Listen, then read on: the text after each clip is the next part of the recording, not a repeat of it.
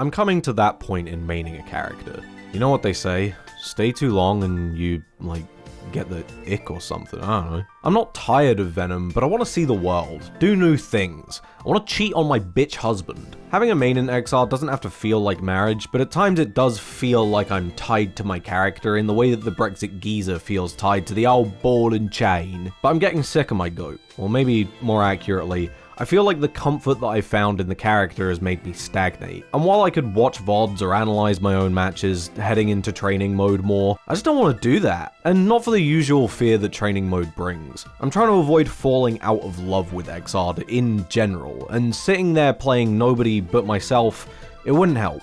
So it's time for a change. Time to hoe out. I'm in my taxonomical slut era, and I'm gonna pick up somebody new. I'm not exactly gonna main the character, I just want to explore a character with a little bit more commitment than I usually do, and give my thoughts and feelings on them in some video slop for my YouTube farm. You are the pigs in this example, you eat the slop from the trough. So I'm leaving my British man behind and picking up a new character from across the world.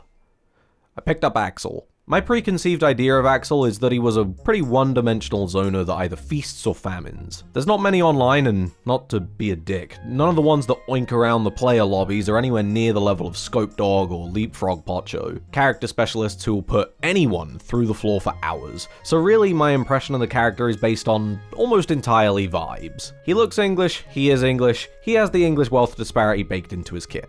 And I was not exactly right. The best way I could describe the impression that I got of Axel is that he's a character that just doesn't belong in Xrd. He is definitely a zoner, but he doesn't keep the ball rolling in the same way as other characters. I'd describe Axel as an easy character to learn, thanks to being fairly simple in his ideas and only having one combo route. Genuinely. Bing bang, buh, buh. You can take your baby combo, get in your little Tyke's car, and go play this supposedly hard video game. Now, of course, this doesn't mean that you can't get some really hard combo routes. I'm eyeing TK Axel bomber routes and having a mild anxiety attack, but this simple sequence stays with you throughout even the hard stuff that I didn't care to learn. The trade-off there is that you aren't going to get the same wake-up privileges as other characters. Instead of getting pressure on your opponent and forcing high-low 50-50s, or whatever the fuck Chip is doing, you're looking for how your opponent will worm their way out and catching their response rather than a direct opening. IAD Jump S, for example, lets you jump in on your opponent with a hitbox inside of them, but you're not looking for the Jump S to be your combo starter. The move acts as a safe jump option, so you're more looking for if your opponent tries to DP out. If they do, then you get a big punish, and if they don't, then you put your opponent in a block string that lets you push them into a more ideal range, resetting the wait and see scenario. At times that might look similar to other characters, but it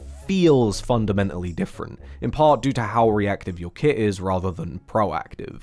And speaking of proactive, a part of this character that I still think I haven't properly wrapped my head around, which I've only been playing the character for 5 days, there's still a lot more head to wrap, is how he doesn't really play like any of the other zoners that I typically pick up. Generally, I trend towards projectile play rather than big limb boys, and I wasn't really prepared for those to be two fundamentally different experiences. With characters who use a lot of projectiles, the gameplay is a lot more preemptive.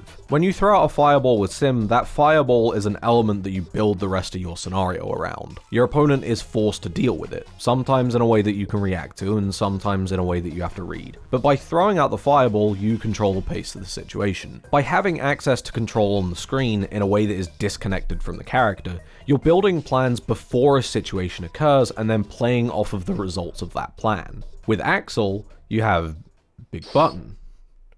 Big button, big button, big button, big button. I found myself having to play far more into the threat of what might be. When I'm running on an autopilot and haphazardly throwing out 6k, I'm really looking for the button to hit. And if it whiffs, I have to hope that I have time to DP or block up, or more likely, panic 2H and die for it. You're not doing a lot of forcing a character to act, and instead trying to identify a space that you want to threaten and watch for. 2H is an incredible button, but 2H doesn't force your opponent to do much if you're throwing it out willy-nilly. What I ended up doing was playing a lot heavier of a waiting game at a distance where I knew my opponent was eager to close the distance. While Axel is a zoner, very few of his buttons actually hit at full screen, so each button should ideally encourage them into a specific path of closing the distance. If Axel is just doing 2H just outside of the opponent's range, that means that he's looking for a grounded approach, and due to the cancel cancel property on hit, it means that he has a lot of options should it connect. Better take to the air then, where he's not covering. Thing is, because his buttons aren't that fast on recovery, you're punished heavily for making what you're looking for too predictable. And so often I found my most success when I pushed a button that showed where I might be looking, and instead of pressing predictively, waiting half a second to see where my opponent was going and reacting. Or at least I did when I wasn't having to play on 300 ping. Why are you in the Europe room? What comes from that, which ended up being a part of what I liked about the character,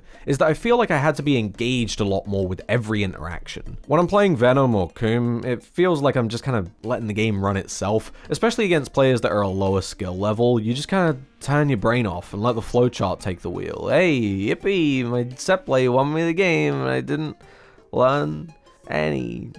What if Venom balls with chicken nuggets and I had 6 of them with medium fries?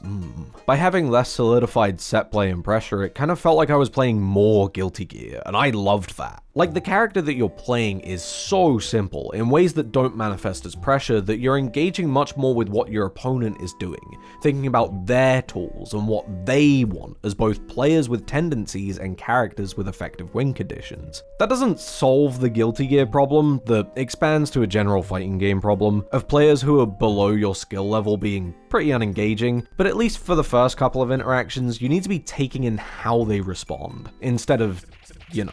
I've got no doubt that I could eventually get to a point where every game feels less scrappy. The combo routes that I mentioned earlier is a great place to start since I'm throwing away damage situationally, but it's also a problem that I don't feel I could lab my way out of, which is a good thing in my books. The character is inherently reactive, and for as much as you can go into training mode, you still have to react at some point. That said, because of a lack of punishing Oki, I did find that my enjoyment of the character hinged a lot more on what my opponent was playing, even more than usual. Characters who had, for lack of a better phrase, neutral skip tools were a lot more frustrating to play against even if I was winning. Soul was okay since his block strings aren't that oppressive, so his Oki isn't too complicated, but playing against a character like Chip was head through a desk level of frustrating. I've got no doubt that if I put more time into the character I would find ways to mitigate this annoyance, but when a character has the ability to force you into the kind of mix-ups that a smasher would call guessies before spontaneously combusting, it's pretty hard to not look at Axel like a disappointed parent. I would like just a crumb of mix that isn't a tick throw. That though is probably my only real complaint about Axel. I don't think I like him enough to main him, but I definitely like the stock or whatever. That's not too surprising. He's the archetype that I like while also pushing me out of my autopilot. The two things that I was looking for out of this little fling. What I was surprised by, which I really shouldn't have been, was how it affected my play with Venom. It didn't revolutionize those buttons of mine, but it kicked my routine in a way that I needed. Now I'm thinking a lot more actively, to the point where even if I'm losing a match, I'm able to enjoy it a lot more. This isn't a new phenomenon. A lot of people tell you that one of the best ways to improve your character is to play other characters, whether that be by expanding your knowledge of the opponent or just knowing if the grass truly is greener on the other side. But I don't think people mention how much it can make you enjoy your own character. You know what they say? Distance makes the heart stop having the ick or whatever. I love my 6p again, and now I have some appreciation for someone else's 2H. Maybe it'll become a Guilty Guy polycule one day and I'll become a dual main. Who knows? Axel, feeling a light to decent 8, but yeah. It was a fun experimentation, and I encourage you to give a new character a shot if you're getting bored in your game of choice. It can do wonders. Main channel videos are still in the works. Sorry for the delay, I've been swallowed by feature creep. I'm gonna try to get an Xrd video out once a week on this channel. Low effort stuff like this that I can pump out without having to impact the main channel. So if you like Xrd, maybe hit the subscribe or whatever fucking. Also, Xrd's on sale right now if you're watching this on the day of release. Play Xrd. Don't search in ranked, it's dead. Search for player lobbies. Stop entering the EU rooms if you're in Japan. Alright, I'm going now. Go play Xrd.